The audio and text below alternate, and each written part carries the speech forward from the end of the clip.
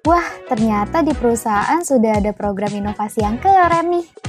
Coba cari tahu ke TV Inovasi.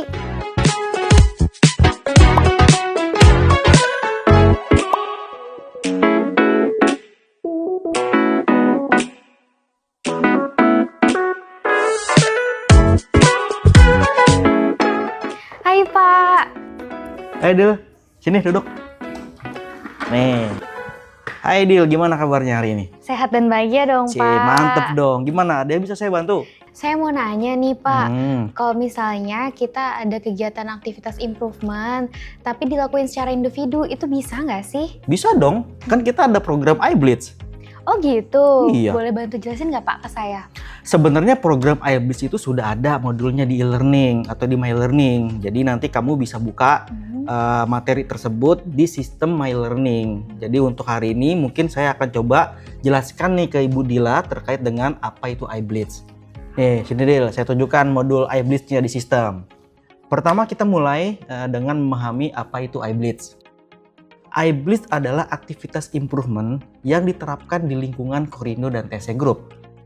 Kegiatan ini bersifat cepat, ringkas, dan berfokus hanya pada satu titik perbaikan untuk mendukung peningkatan kinerja perusahaan. Berbeda dengan pendekatan perbaikan yang bersifat kelompok, Kebunimjo gitu ya.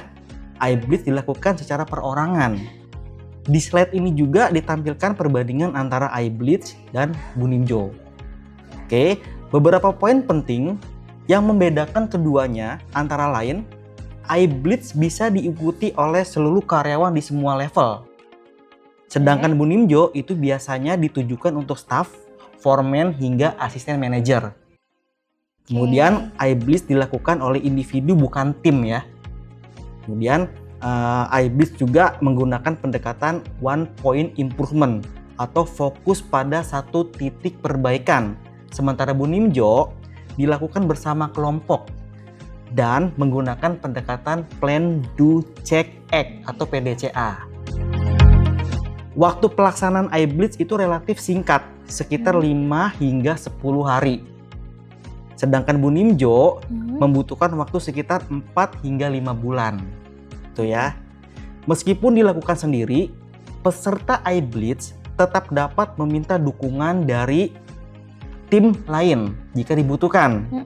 Dan proses ini diharapkan berlangsung cepat namun tetap memberikan dampak yang nyata bagi perusahaan.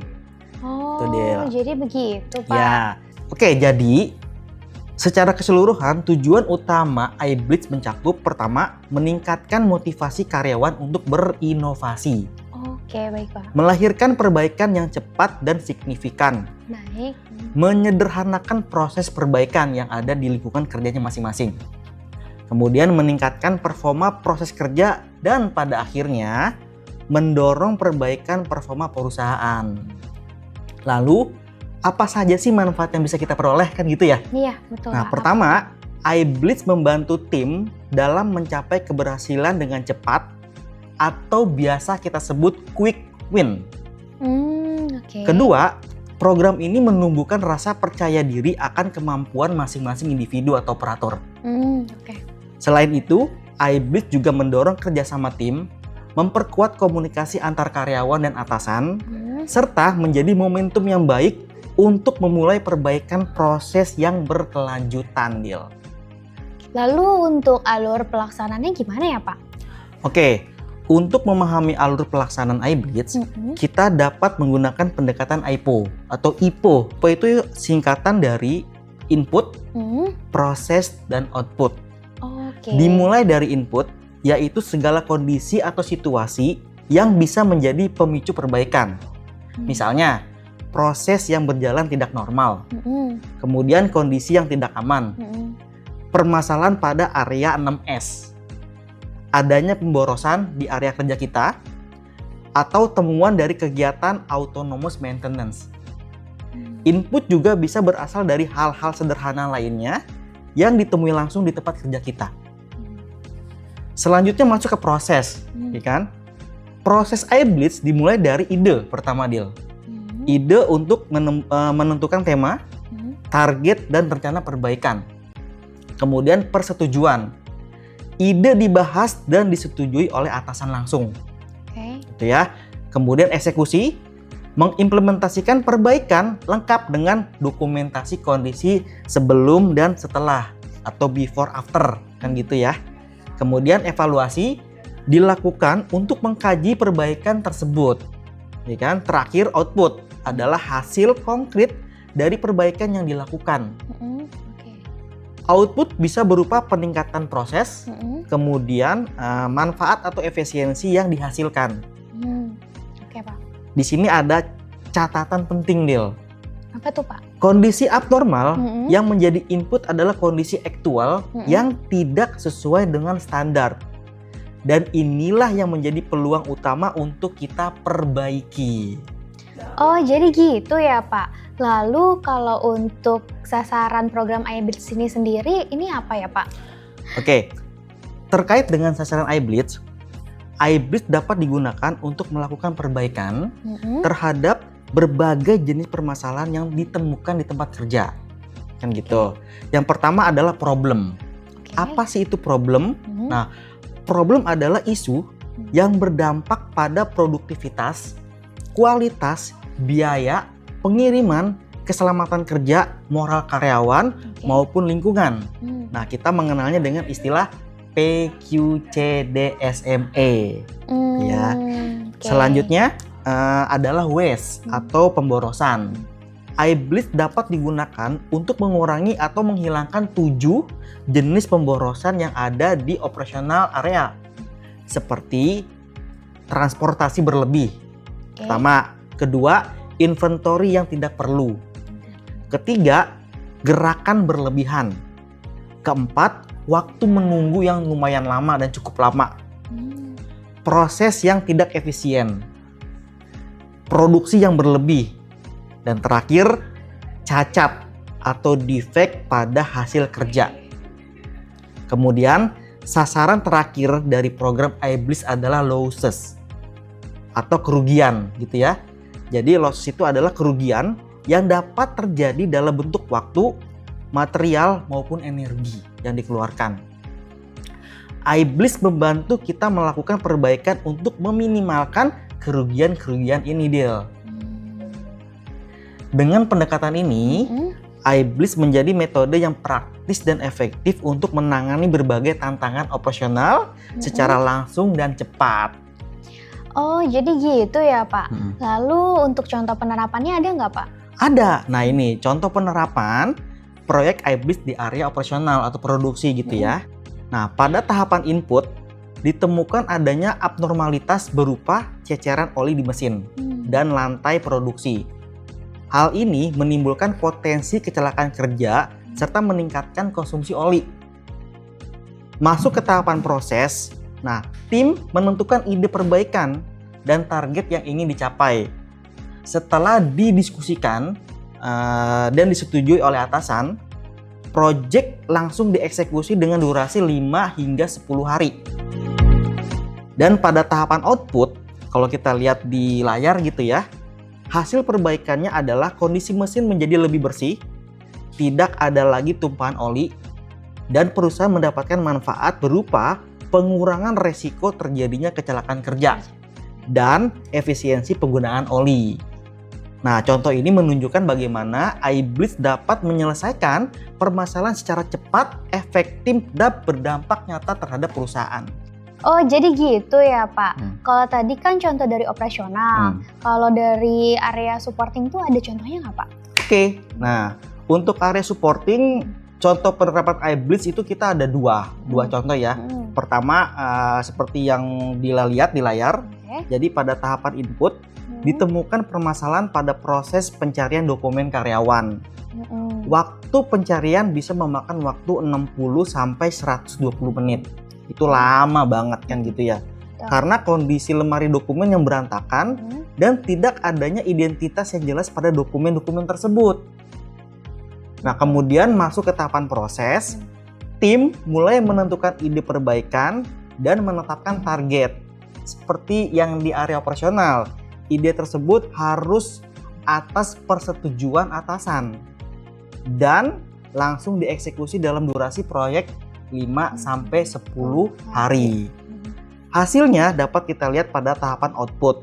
Kondisi lemari dokumen kini jauh lebih rapi, bersih, dan dokumen sudah diberi identitas dengan baik. Dengan perbaikan ini, waktu pencarian dokumen dapat dipangkas secara signifikan.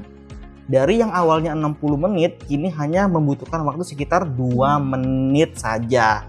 Dari sini kita bisa melihat bahwasannya pendekatan iBlitz tidak hanya efektif di area produksi, tapi juga sangat bermanfaat untuk mendukung efisiensi kerja di area kantor. Satu lagi terkait dengan contoh penerapan di supporting. Nah, di sini di modul ini ada contoh penerapan di area klinik. Nah, balik lagi pada tahapan input ditemukan permasalahan dalam pencarian dokumen rekam medis pasien yang masih dilakukan secara manual. Proses ini memakan waktu hingga 45 menit untuk setiap pasien loh. Itu lama sekali kan? Yang tentunya berdampak pada lamanya waktu pelayanan secara keseluruhan. Nah, kemudian di tahapan proses sama dengan yang tadi, semua ide yang memang sudah ditemukan itu harus didiskusikan dan disetujui oleh atasan sehingga bisa langsung dieksekusi dengan durasi 5 sampai 10 hari. Kemudian di tahapan outputnya, hasil dari implementasi perbaikan ini sangat signifikan, Dil. Data rekam medis kini telah tersaji dalam bentuk database soft copy. Dengan sistem yang sudah terkomputerisasi ini, proses registrasi pasien bisa dilakukan jauh lebih cepat. Berapa tuh, Pak? Sekitar 5 menit per pasien. Wah, itu kan, jadi lumayan cepat ya. Nah, perubahan ini ya? betul. Perubahan ini tentu sangat membantu meningkatkan kecepatan dan kualitas pelayanan di klinik gitu. Lalu yang termasuk kriteria ruang lingkup iBlitz itu seperti apa ya, Pak? Oke, baik, terima kasih. Jadi dalam modul ini juga kita bahas terkait dengan kriteria yang boleh dilakukan project iBlitz dan yang nggak boleh. Nah, pertama kita akan bahas terkait dengan kriteria yang masuk dalam kategori iBlitz. Pertama, perbaikan harus berkaitan langsung dengan pekerjaan dan lingkungan kerja sendiri. Itu pertama. Kedua, ide yang diajukan harus mengandung gagasan kreatif yang mampu meningkatkan mutu proses, hasil maupun lingkungan kerja. Ketiga, perbaikan tersebut harus menunjang pencapaian sasaran perusahaan. Keempat, proyek dapat dikerjakan secara mandiri tanpa memerlukan investasi besar. Kemudian kelima, ide bersifat realistis dan memungkinkan untuk diterapkan di lapangan. Dan yang terakhir, perbaikan harus bersifat improvement, bukan hanya mengembalikan ke kondisi standar, tapi benar-benar memberikan nilai tambah dari apa yang sudah dilakukan di lapangan. Dengan memenuhi 6 kriteria ini, maka proyek iBlitz akan dinilai layak untuk dieksekusi dan memberi dampak positif bagi perusahaan. Todel, selanjutnya saya akan bahas mengenai yang bukan termasuk kriteria iBlitz.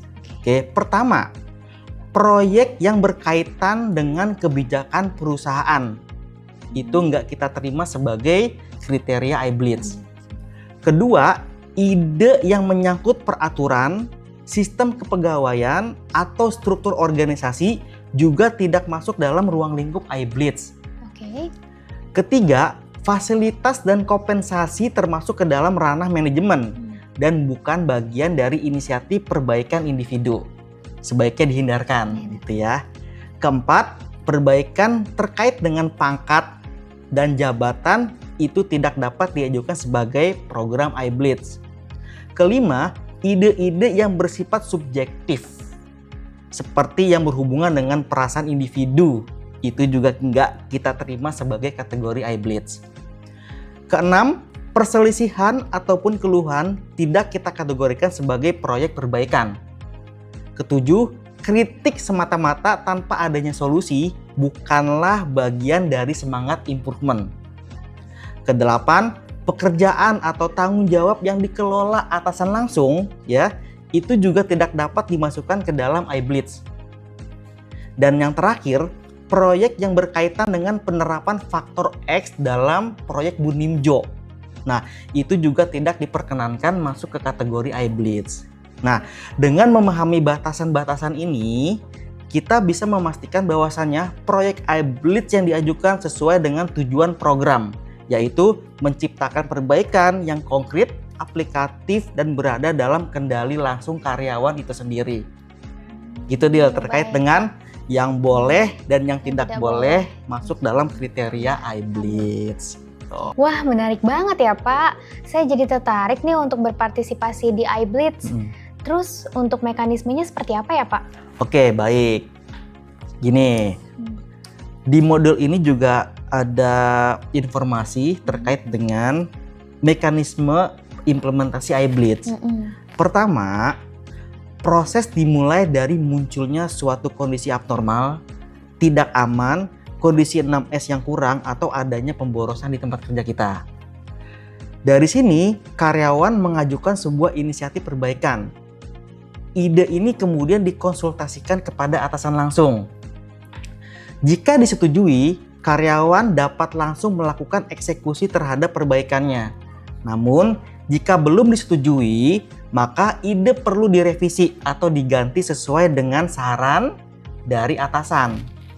Nah, setelah dieksekusi selesai, dilakukanlah evaluasi hasil perbaikan tersebut.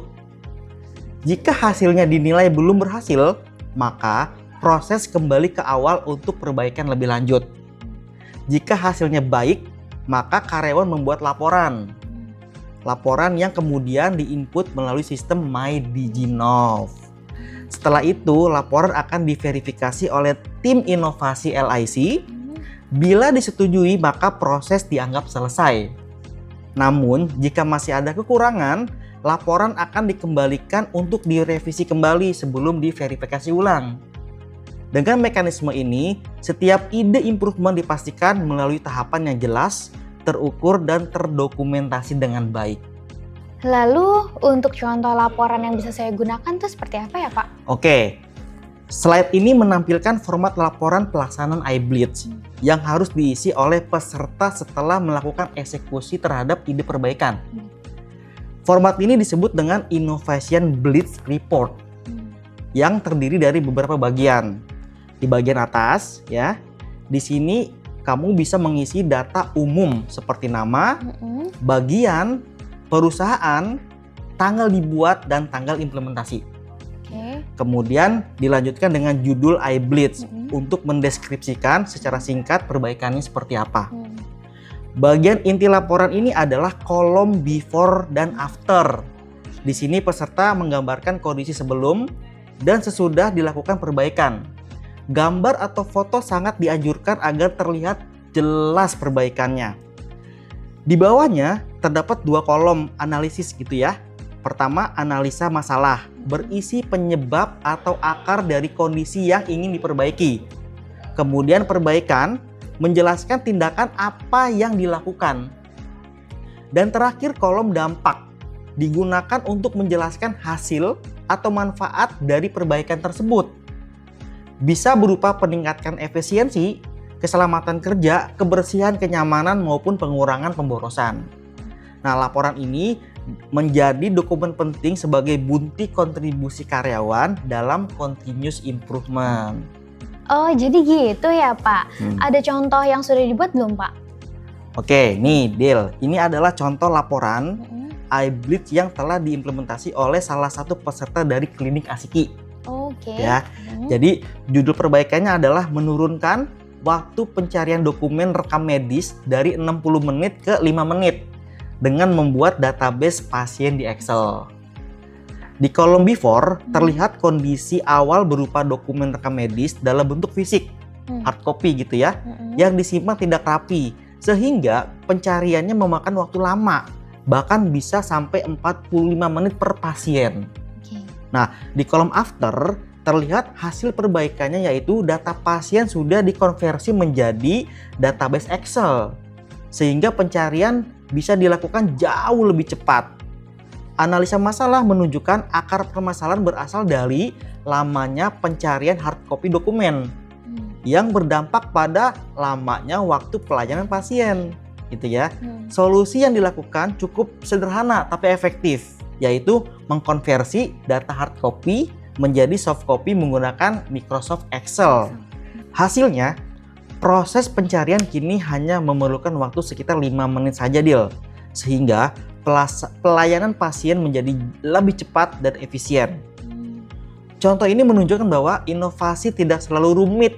Yang penting adalah dampaknya terhadap perbaikan proses kerja. Gitu. Dan terakhir, yang ingin saya sampaikan adalah semoga apa yang sudah dijelaskan tadi barusan gitu ya dapat membuka wawasan kita dan semangat kita untuk makin aktif berkontribusi dalam perbaikan proses kerja sehari-hari. Sekecil apapun ide yang kita punya bisa memberikan dampak besar jika kita berani untuk memulainya. Wah, terima kasih banyak nih Pak untuk penjelasannya. Mulai sekarang kalau misalnya saya ada ide, saya langsung jadikan proyek iBlitz. Sip, mantul. Gasken Kodil. Oke, terima kasih Pak. Ya.